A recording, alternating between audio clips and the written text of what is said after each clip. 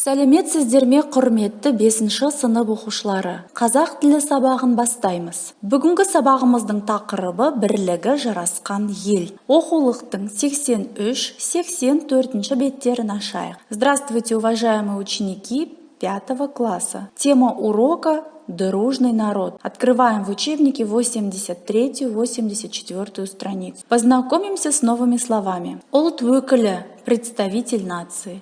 Бірлік, единство. Ынтымақ, согласие. Тату тәтті, дружно.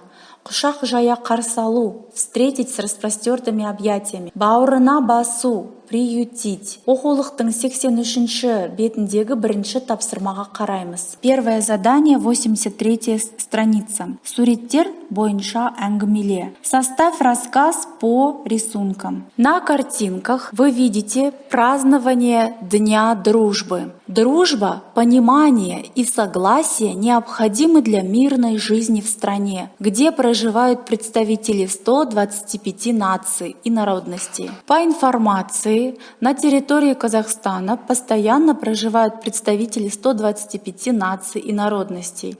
Самыми многочисленными среди них на начало 2018 года являлись казахи 12 миллионов, русские 3 миллиона, узбеки 576 тысяч, украинцы 277 тысяч, уйгуры 265 тысяч, татары 202 тысячи, немцы 179 тысяч.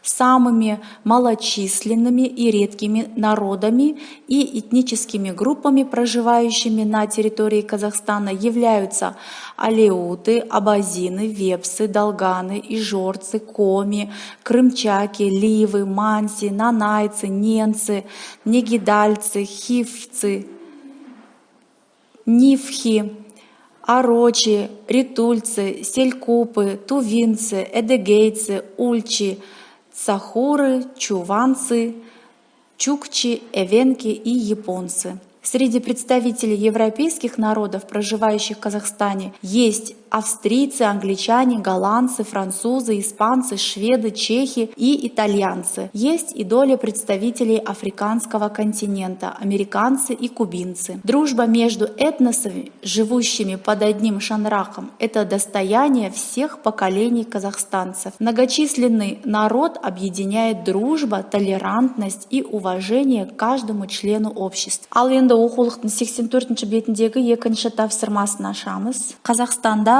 қанша ұлттың өкілдері тұрады? Диаграмма толтыр. Осы сөздерді қолданып сөйлем құра. Записываем сегодняшнее число, второе задание в тетради. Чертим данную диаграмму и заполняем ее. Осымен сабағымыз аяқталды. Келесі кездескенше сау саламатты болыңыздар.